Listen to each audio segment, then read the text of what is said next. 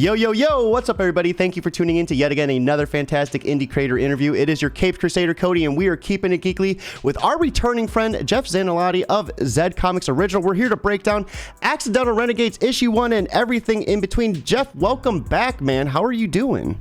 Thank you for having me. I'm loving watching your meteoric rise to success.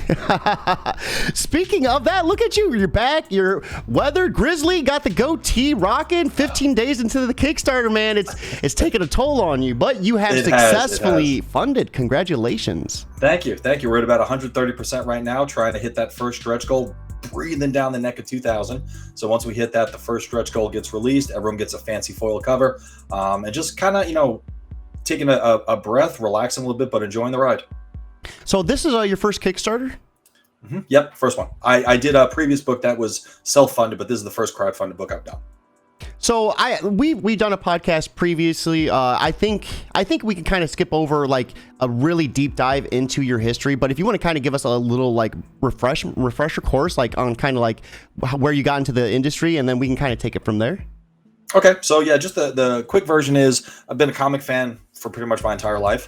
Have loved it since I was a kid. Can't really remember when it started, but remember it always kind of being a part of what I was into. I've always wanted to create a comic, but always made excuses for why it wasn't the right time or I wasn't ready, and everything else. Fast forward to about 2020, pandemic hits. Everyone's kind of on lockdown, looking for things to do. I kind of grew frustrated with what I was seeing, grew frustrated with the way I was interacting with people and some of the things that other people were doing that I disagreed with. And rather than spend time arguing with individuals on social media, I decided to take that frustration and put it into something creative. And I started to kind of create comic books. Had the first book called The Troublemakers, self-published in time for Free Comic Book Day 2021. And really, more than anything, that was my opportunity to see if I could do it. Hit the deadline, put a book out there, and have it be received by the public.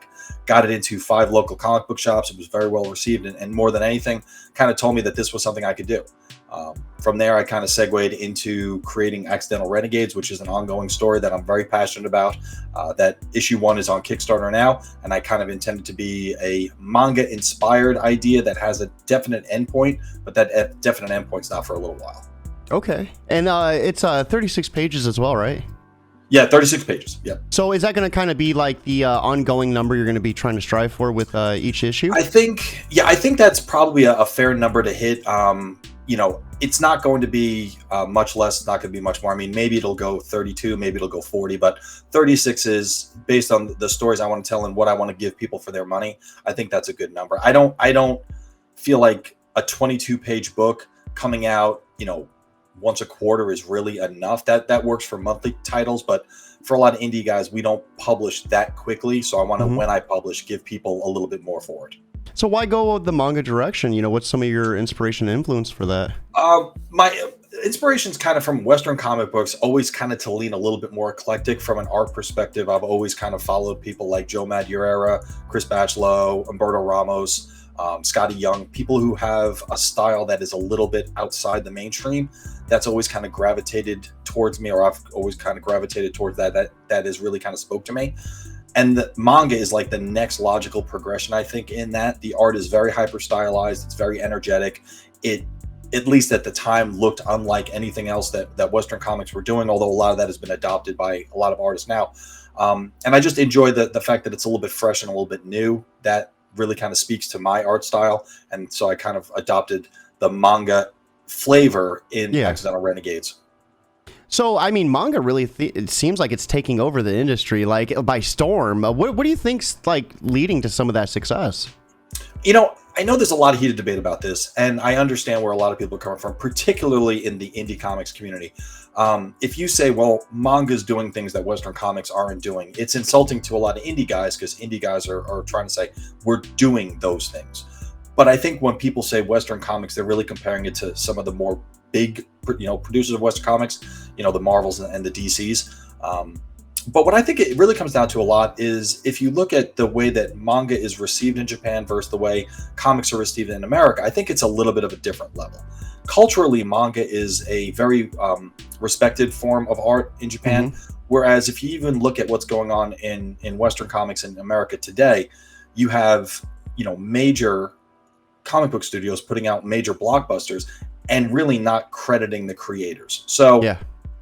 I do think it's a little bit different where, you know, in a mangaka's hometown, they'll erect a statue to that person. You know, they're called sensei. Like they're treated with a tremendous amount of respect as part of that cultural norm. And in America, you know, we literally still have, you know, and I've said this, you know, in other places. If you look at the Hawkeye show, it almost took the visual language directly from what David Aja was doing on the book, and didn't really credit David Aja. Like the opening sequences were almost panel for panel taken from some of his ideas, like his creations. And the logo And too, really right? and they were very, very reluctant to credit him for that. I think it's just a little bit different from a cultural, I guess, a cultural expectation of what comics are in the Western world to what manga is in Japan. I think that freedom gives the manga creators a lot of latitude to do some things that, you know, you don't normally see yet in a lot of mainstream Western comics. You know, and it's kind of crazy to think about too, because like 10 years ago, like you didn't want to openly tell people you were reading comics because that was like Right, you were a geek. It's crazy, and it's crazy to see how, like, you know, now it's like a thing. Like, you know, it's almost like an accessory. You know, you're reading comics to fit in. You know, for some people, but I just I love that mindset too. On the other side of it, for the manga audience, on how like they like are like revering like these creators, and like, you know what I mean. Like it took us like 10 years to kind of just get into the swing of things. Oh, absolutely. Yeah, no. And, you know, and I think what that does, that level of respect and reverence and creativity allows you to have a manga about, you know, football or volleyball or cooking that sells millions of copies because it's so well respected and revered as an art form that there's nothing out of the ordinary about doing that. And that latitude, I would imagine, gives those creators the freedom to take steps that in a more conservative comics community, you might just not be willing to take because you don't know if it's going to be well received.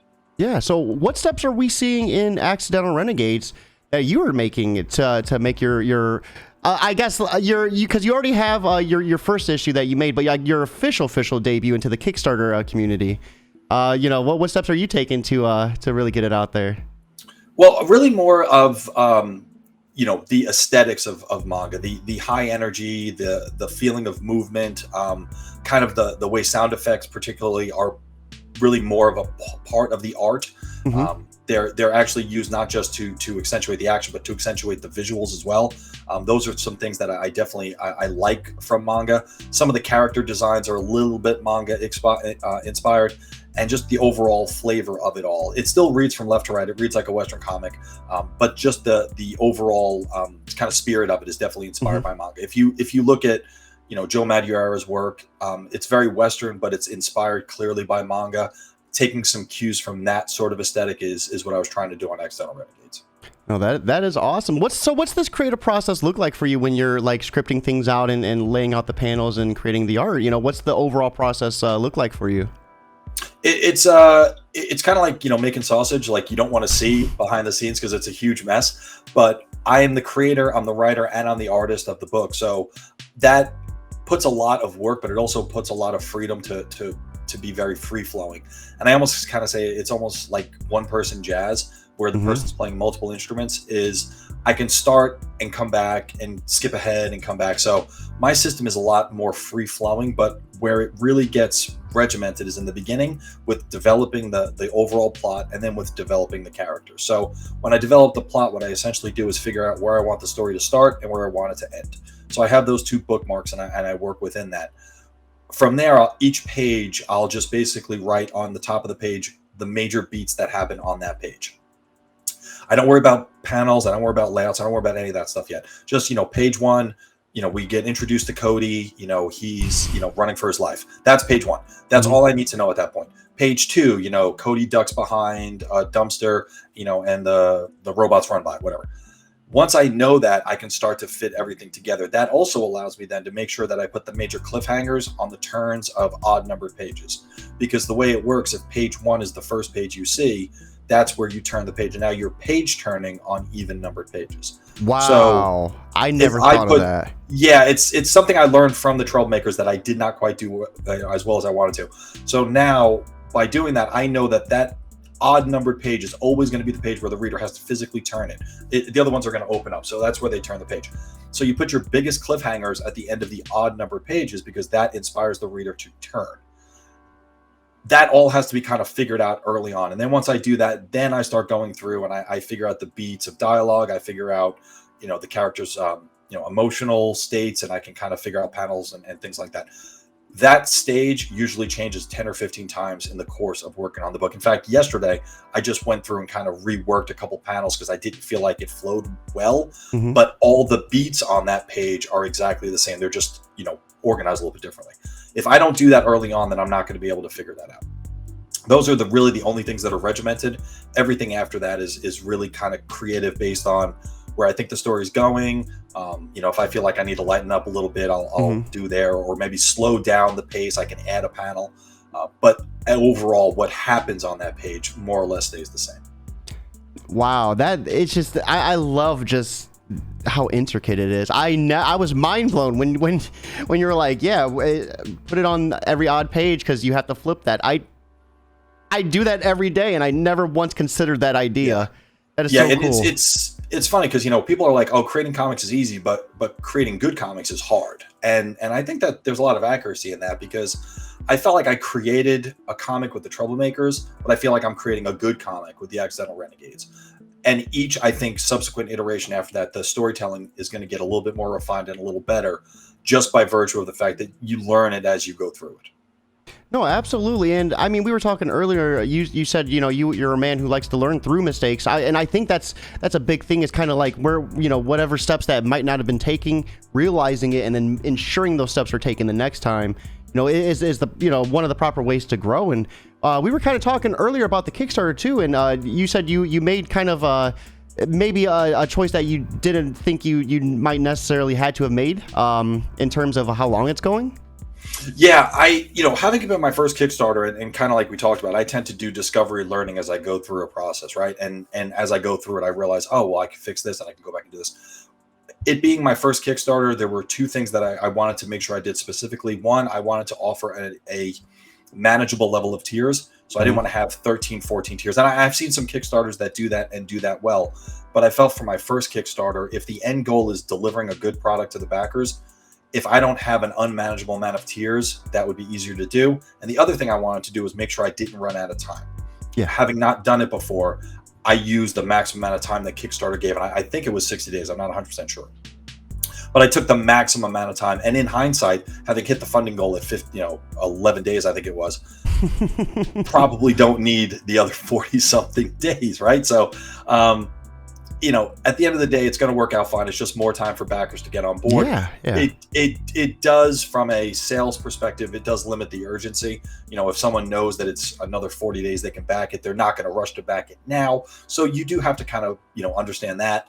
And like we said, I'll give him a shout out, talk to Stokes, and Stokes, the writer, he said, that's probably too long. And my response is, I would rather have a successful Kickstarter that went too long than stumble on a Kickstarter because it was too short.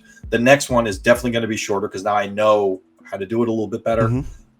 But the first one, it was important. I want to make sure I'm giving every backer exactly what I promised. And I feel like having more time to do that is better. No, I love that. I love that a lot. How did it feel? I mean, initially planning this out for 45 days or 60 days, right? Yeah, I think so. Like I said, I'd have to go back and look, the numbers. I've been following it every day, and the days are blending together. It's almost like I know it ends September 17th, and I have to do the math on how many days are left from here to then. But, between the percentage and the number of backers and the amount left, I'm getting hit with numbers that are not necessarily my strong suit. So I know I have plenty of time left. I think 40 something days left. Yeah. So how's it feel like to plan, to initially feel like you needed that, just to be safe, to have that safety net, and then to kill it in 11 days in, and have the indie community just rally behind you like that? That had to have been an awesome feeling.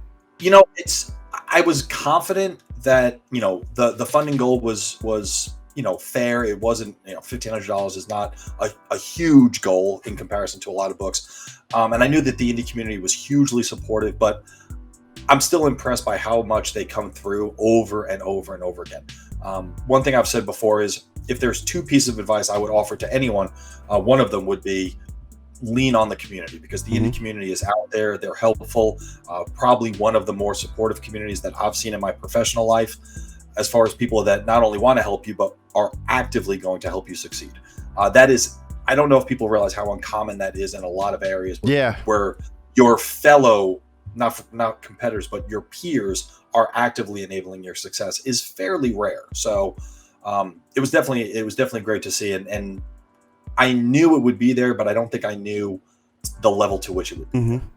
No, you're 100% right. I've done Twitch streaming for like 6 years. I'm a content creator, and that on that Twitter account on Job for a Cody, it's one of those things where if I was to be like, hey, you know, Twitch streamers, put your Twitch link in here, let's follow each other, that is a no-no. That's a follow for follow. Like, that people will like call you out for that.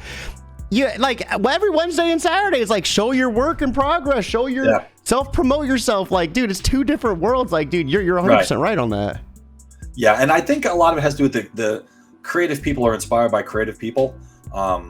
So the more people I get to interact with, the more I'm challenged. And, you know, there are people that will be kind of harsh, you know, and it hurts to hear sometimes. But if you can step back and realize that it makes you better, you know, I'm in a lot of these spaces, and some of the discussions that people have are pretty heated. And a lot of times I'm just kind of a fly on the wall as I'm working.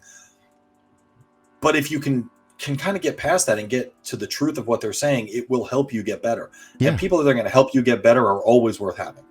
No, being able to take that constructive criticism is essential. Like, every interview I've ever done, I've always asked questions afterwards on how I could do better. And some, you know, 95% of the time, everyone's like, oh, you know, this was perfect, I loved it. But then there's been a couple times where people are like, well, this could have been better, or you could have had this, and I'm like, okay, like, ouch a little bit, but let's do it better. Let's do it. So next time that doesn't get brought up. And I think that is essential. So, you know, we built this up enough. I think we kind of like really built the hype up. Let's go ahead and pull up the Kickstarter and go through it together. Okay, sounds good. All right, so we are looking at the Kickstarter for Accidental Renegades, a 36-page of manga-inspired comic craziness about bumbling super-powered mercenaries who unintentionally ignite a global revolution. Currently sitting at 1,954 of 1,500 goal, 51 backers with 45 days to go. Hell yeah, Jeff. This is so awesome. I'm so stoked for you. I can't wait to get my hands on this copy, man. No, I'm you know what? I'll just take this opportunity to tell you that you were the first interview I did. You know, you kind of set the stage for a lot of the success. You've helped me out a tremendous amount. So, you know, any success I have is at least in a small part due to guys like you. So I appreciate it. And right back at you. I mean, you've always been a big supporter of what I do. I always see you in my notifications and everything. So thank you as well. Like, that's the beauty of this. We build off each other. Yeah. And I think it's having that synergy is like what this community is about. So here is a little bit about the story, and I'm going to put this link in the chat for you guys. Be sure to check this out with us. If you can't back it, be sure to put it in your social media links, Facebook, Instagram, Twitter. It's free to share. Word of mouth is 100% free, and you might have a friend who will definitely love this comic. So Accidental Renegades puts the fun in dysfunctional. A group of bumbling superpowered mercenaries try to make ends meet, going from one misadventure to another, only to wind up as the unexpected figureheads for a global revolution. How can they avoid the agents of a corrupt government when they are the most infamous people alive? So that is a really insane story. So what's going on with Accidental Renegades? What can you give us about it? Well, I mean, kind of like it says, you know, I've read a lot of comics. I'm familiar with the tropes in a lot of comics, and those are great. And one thing I wanted to do was kind of invert the trope a little bit. It's very common, you know, in shonen, you know, manga, as well as Western comics, to have a group of people that always wanted to be heroes, right? Like, my goal is to be the greatest hero. My goal is to, you know, join the Avengers. My goal is to, you know, be the next All Might. This is a group of people that never wanted to be heroes. They wanted to live their lives off the grid, earn a living, and just be left alone. That is pretty much their, you know, their motivation. So the friction in the story comes when that opportunity is lost to them, and now they're forced to be heroes through situations outside their control, and now they're kind of thrust into the limelight. So the question becomes, how do you handle heroism when the heroism is kind of put on you and not necessarily something you sought out? Wow, Jeff, you are killing it with selling this. I'm telling you, it's been some time since we last talked, but man, your elevator pitches, your everything is just right on the dot, man. A lot of practice, man. A lot of practice. Infused with savory, manga flavored, and definitely rated PG-13, Accidental Renegades has it all: an empathetic war hero, a Hindu ninja vampire, an alcoholic alien, a cyborg with a heart of gold, a woman, and a mysterious secret in BDSM candy sex I had to read that twice. Dang, Jeff, this is a spicy looking comic. Look at this cast is pretty colorful. What kind of drove you to kind of come up with all these different personalities? I worked very hard to make it something that was interesting and unforgettable. And some of the books that I've been reading that have really inspired me, books like Saga, books like Next Wave, which is, hasn't been out for a while, but was great.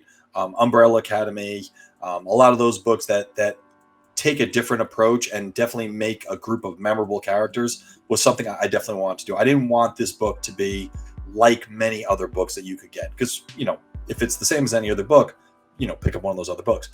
I wanted this book to stand out because it's a story with heart, but it's also a story with balls. So It's interesting, but at the same time, it's relatable. So Accidental Renegades is the bastard love child of a Quentin Tarantino threesome with One Piece and the A-Team while tripping on shrooms. What's not to love about that? Yes, let's get it. So right here is a look at the characters, and I love this this cover art right here. This is we kind of broke this down during our first interview, but do you want to kind of give us a little bit of a recap of who we're all looking at here? And I know we have this right here, so we can kind of go through that too. Yeah, that would definitely, kind of help. But, the team is led by a character named Spitfire. He's a reluctant hero, a veteran of a civil war that the world is still reeling from. His goal in life is just to earn a living and be left alone. He's had to do some things. He's had to go some places, and he doesn't want to have to relive those. He's had his time as a hero, and he wants to just live his life. He becomes kind of the centerpiece of the friction, which is the main character has a goal they want to achieve, and circumstances outside their control prevents them from achieving it. So as he tries to hold together a team of reluctant heroes, he finds that his own reluctance is being challenged. Okay. After that, we have Kali.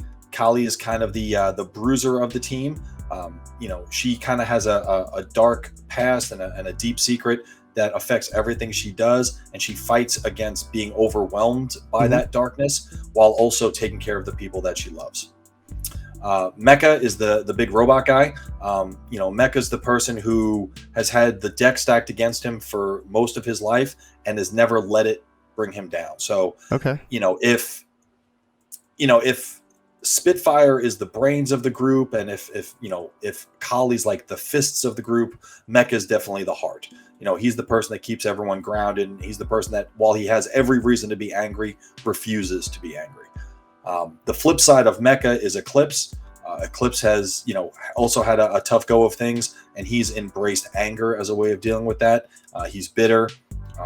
He handles his problems in a poor way. And even though he's extremely powerful, the question through the series becomes, is his power worth the problems that he's causing? Okay. And then there's a mysterious character that I can't really get too much into. She'll be introduced in the book as well, but she's kind of the MacGuffin, at least, that drives the first arc of the story forward. We at least know that it's a she, though. Yes. So there's that. We got a little tidbit out there.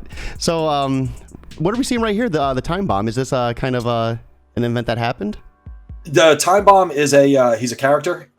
He kind of starts the story off. He is the it starts in medias res, to use the fancy term.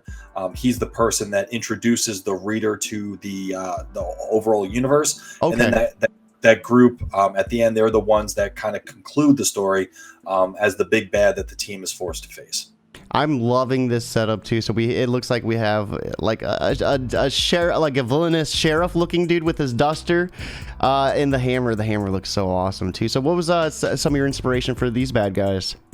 I wanted to make sure that the villains were significant enough to pose a challenge to the heroes, but also unique enough that they would kind of stand on their own. And I wanted to create the right mix. So you've got, the powerful one, you've got the leader, you have kind of the loose cannon, and then you have the femme fatale. So you more or less have all those tropes represented. in ways that they form a very particular and unique challenge to each member of the Accidental Renegades. I love just how in depth everything went to. Did you do like a lot of studying, like while creating this, like what courses or anything? Yeah, like, I will tell you, not like anything like official. A lot of research on my own, but the team members of the Accidental Renegades went through several iterations, and the villains went through maybe even more. I would say of those 4 villains, one of them has pretty much stayed the same. I won't say which one, but the other 3 have changed dramatically over iterations, because I wanted villains that were different enough from the heroes. If they were exactly the same, they tend to become kind of boring. But also, as each iteration, they got a little bit more crazy. I definitely wanted to embrace a certain amount of eccentricity in this book, and that's where you get like a literal 7-foot psycho clown, and a giant a giant woman that could crush you with her hands.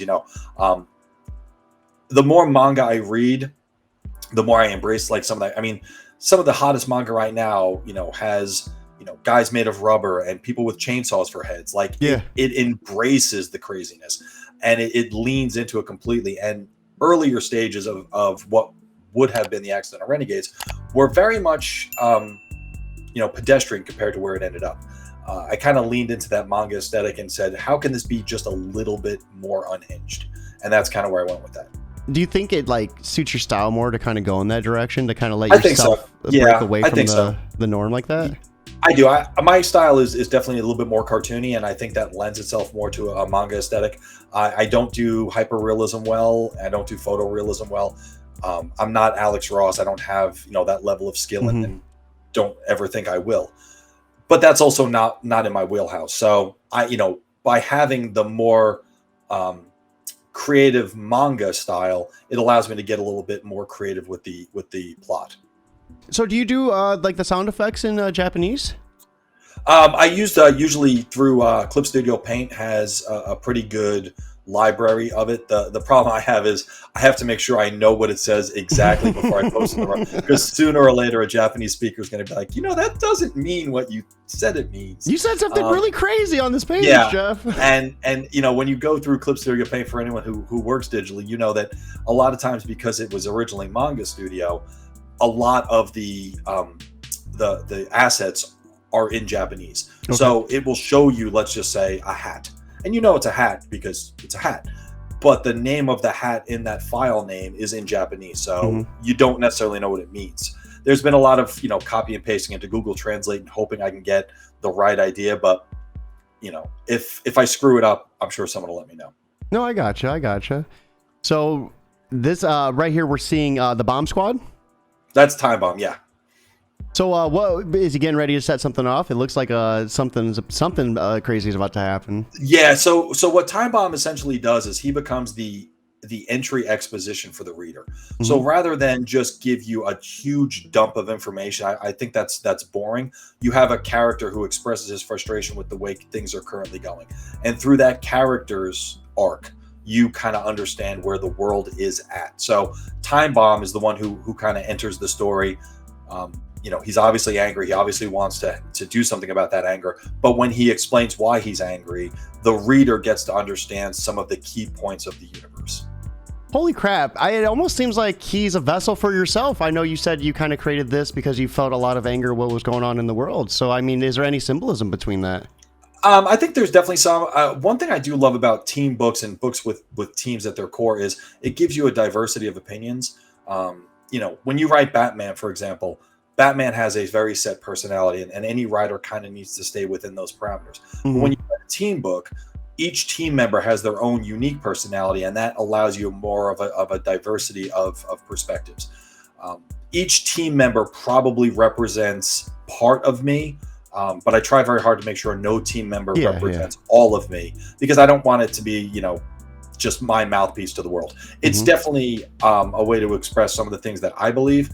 But one thing that I've tried very, very hard to do in this book is make sure it isn't just my opinion, but that it offers the other side's opinion as well. Because one thing I think it's always worth understanding is most of the time your opponent has a point or two as well. So it becomes important to understand what those points might be.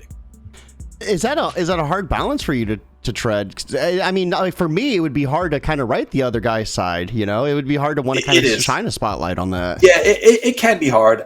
It can be difficult, but hopefully it's a balance that I strike, well. So here are some of these sample pages and panels that we can expect from this. So this is where you're going to be introducing some of those hidden Easter eggs for characters. Yeah. One thing I've always loved, especially if you look at the work of guys like, Chris Bachalo, is he's crazy at the amount of detail that he'll put into a page, and that he'll sneak all these weird little Easter eggs and things that you don't expect to see into some of his art. I've always kind of loved that and always found that it's something I wanted to incorporate. This first issue, and really the first arc in general, includes a lot of city stuff, a lot of group shots. So it lends itself to many opportunities for Easter eggs. And, this page alone, one of the tiers involves having your likeness or your logo in the book. This would be a great place to put a bunch of logos. There's lots of group shots that allow opportunities for likenesses. So just by nature of the way the story is unfolding in the first arc, it lends itself to some kind of really creative opportunities. That is so awesome. I'm loving the design of these guys too. It almost, I don't know if you've ever played Killzone, but it almost reminds me of the Hellgas. No, actually, I think I was inspired a lot by the art in Arcane.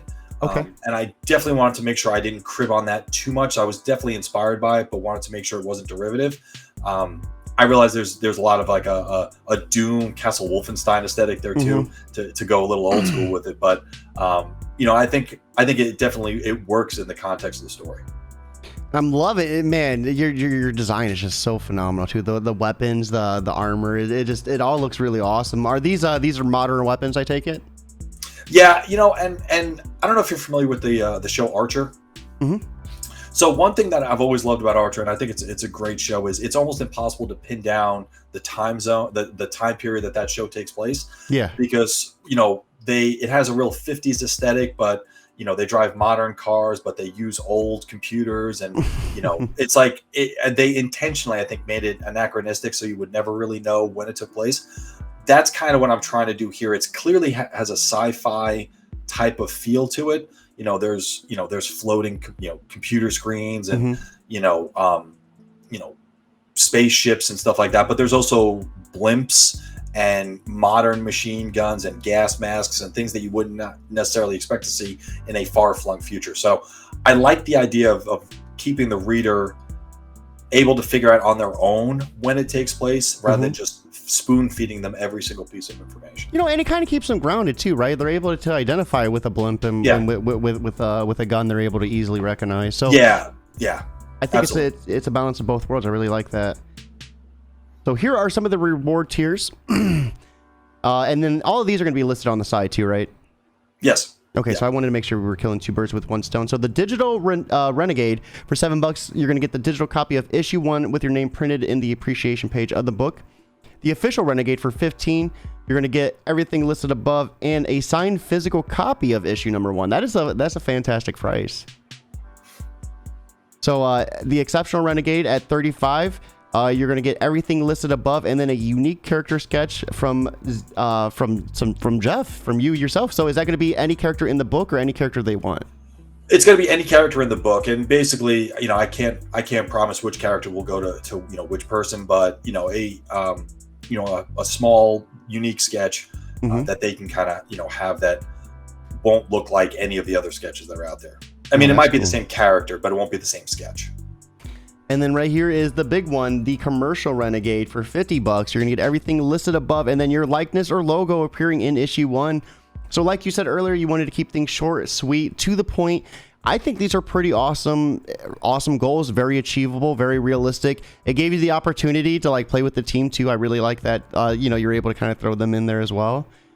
So what do you think you would do different for your second Kickstarter? I know we kind of were talking about things you learned along the way, like, would you add any different tiers or anything differently? Well, I mean, the good news is with the second with the next book, it's going to allow for more of a bundle, because now you can get issue 1 and issue 2. I look forward to having enough issues done where there'll actually be a tier for a trade paperback. That's going to be an awesome milestone to hit. 4 issues is about the way the arc is planned, so about 4 issues per arc works out to about 120 to 150 pages to have a trade paperback of the first arc. Like I said, when that milestone gets reached, that's going to be a pretty cool cause for celebration. I would definitely do the Kickstarter a little bit differently as far as the length. And one thing I did notice is that the commercial Renegade tier was much more popular than I expected. I figured, it would be cost prohibitive for a lot of people, but I was surprised by how many people came through at that tier. Well, it's really cheap. I mean, a lot of people sell them for like 100, 200. Yeah. I mean, maybe when I become more of a known quantity, I'll look at the prices. But first book, my goal is to build the community, is to build the following, and let them know that they're getting a good product for what they're paying.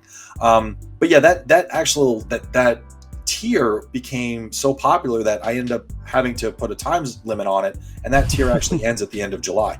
And kind of like I was saying earlier, it's a book set in kind of an alien world. There's all different species, and I'm turning out to get a lot of of my friends and my contemporaries. It's going to look like a lot of white middle-aged dudes in this alien world if I keep opening up to likenesses. So I said, in the interest of the story, I'm going to have to make that a little bit more of an exclusive tier. So if anyone's interested in that, you have until the end of July to limited time offer. Yeah, it's a limited time offer. And it's awesome. I'm glad it was so popular. I may have underestimated how popular it turned out to be.